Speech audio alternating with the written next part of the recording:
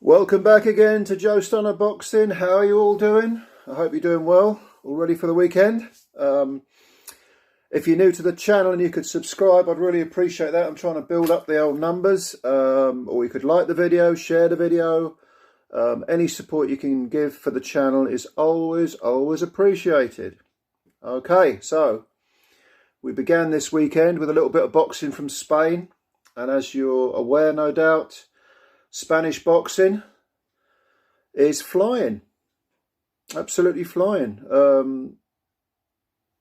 Yeah, I mean, we've had Kiko Martinez starching Kid Galahad recently. We've had Sandor Martin beating Danny Garcia, Mikey Garcia, excuse me. Real shocker that was over in America. And tonight we had a European title fight between Kerman Lajarraja and Jack Flatley. That was top of the bill from Bilbao. And it turned out to be probably a better fight than I think a lot of us had anticipated. I got to be honest with you. I thought Lajarraja would probably win in 5 rounds or less. In fact, he almost did it quicker. Because in the first round, Flatley was on the floor. And it was a really weird knockdown. Quite a sort of, eye-widening sort of knockdown, because we all know Lajarraja has cement hands, very, very heavy-handed guy. For all his other limitations, he hits really, really hard, and it was a sort of battering ram left hand that seemed to sort of freeze Flatley momentarily, and then he seemed to sort of go down in sections, if you know what I mean. His legs totally betrayed him. Very, very rarely do you see a guy go over from a jab. But Flatley's got a bit of form for this, because when he fought Troy Williamson earlier on in his career, he was on the floor twice in the opening round. But interestingly, that was back in 2018. Interestingly, he came back and got a draw with Williamson, which doesn't look bad on his record now that Williamson has, he's British champ. He knocked out Ted Cheeseman, became the first man to knock out Cheeseman. So go back 3 years and you've got, the best win of Flatley's career. There isn't a lot else on his record, to be honest with you. He lost to Harry Scarf over 10, the decision. And I just thought, no, this guy's, he hasn't got what it takes to beat Lajarraja. But he got up after that very heavy first round knockdown, made it back to the corner. It was towards the end of the round, the knockdown, so he was able to sort of recoup, but not really, not fully. Came out, managed to survive the second, which again was all Lajarraja, but he didn't go on the floor this time. And gradually, Flatley crept back into the fight. And he was landing punches, because Lajarraja is not difficult to hit if you do one thing. And this was something that Flatley managed to do by about the 4th or 5th round. He was able to just stay on the edge of range, on the edge of the distance. With Lajarraja, if you can stay just out of punching distance, just out of jabbing distance, Lajarraja doesn't have the greatest ring IQ. He likes to get you out of there with big punches. But when it comes to actually boxing, he doesn't have the highest ring IQ. He will reach, and then you can counter him. And that's kind of what Flatley was doing. He found a rhythm. He found the distance. This was sort of around 5, 6, 7-ish. And this carried, this meant that Flatley, I think I gave him 2 of the swing rounds. I thought, no, he's creeping back into this. And he was boxing well, and he was showing a ton of guts. That he wasn't there to just collect a paycheck. He wasn't there to roll over. And Lajarraja started to get marked up, because Flatley was certainly marked up. Cut, badly bruised, blood from the nose and the mouth. But Lajarraja's eye started to swell, or very bad discoloration around one of his eyes, which was proof that Flatley was having success. However, Flatley forgot about controlling the distance. Maybe part of it was tiredness. Maybe part of it was just letting his head, his pride get to him.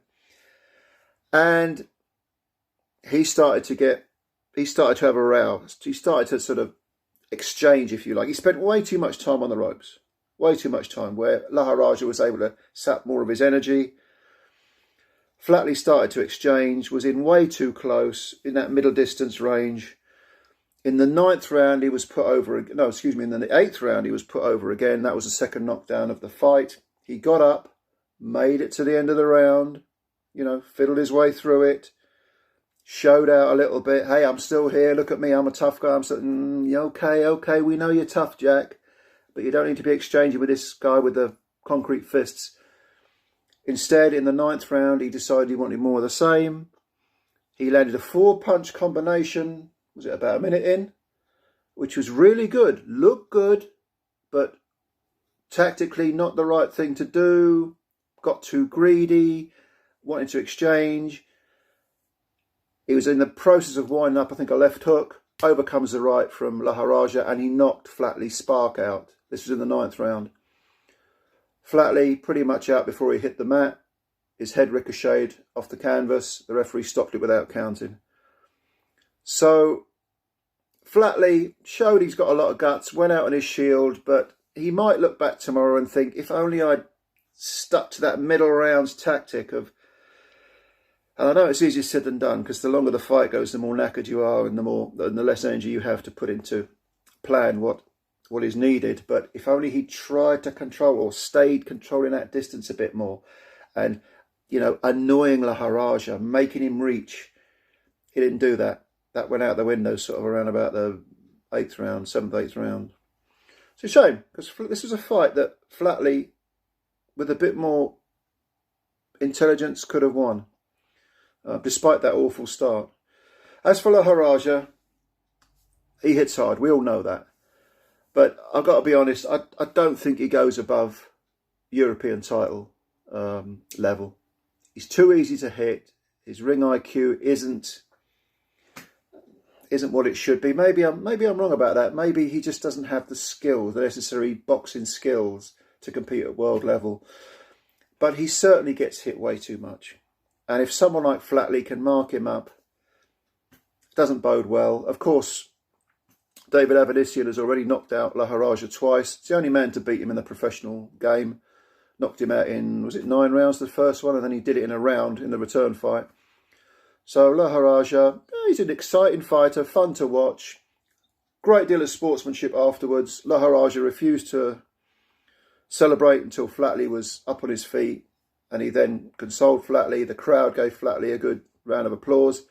It was that Bilbao cauldron, you know, massively exuberant, excited, intense, white-hot sort of atmosphere, all in favour of Lajarraja. But they showed a lot of class by giving Flatley a round of applause at the end, as did Lajarraja. So if this was for the European super welterweight title, the EBU, the proper European super welterweight title, I don't think Lajarraja goes much further. He'll probably fight for a world title if navigated towards a lesser fighter for a vacant belt. Maybe he could pick one up, but the super welterweights have got, you know, some good fighters in that division at the moment.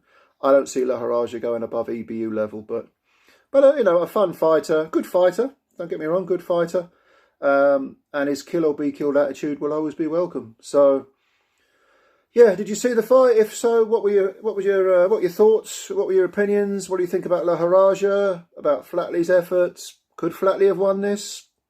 Could Lajarraja have won it easier? Perhaps he should have done. But tell me what you think. Again, Spanish boxing really flying.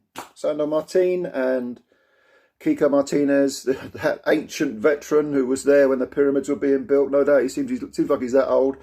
They're leading the way. Lajarraja, a good fun fighter. What do you think? Did you see the card? Campbell Hatton was on the undercard fighting an absolute no-hoper from Hungary, I think, who went on the floor from a body punch in the first round. Okay, Campbell's learning, but I think it's good that he's on these I don't want to sound insulting, but these lesser highlighted cards where he can learn more. Because to be honest with you, the kid did look like he'd shown some improvements. He's 20 years old. It's just about getting into that gym, repetition, learning the trade. He's got people that care about him. His uncle, Matthew Hatton, trains him. obviously his dad's looking out for him.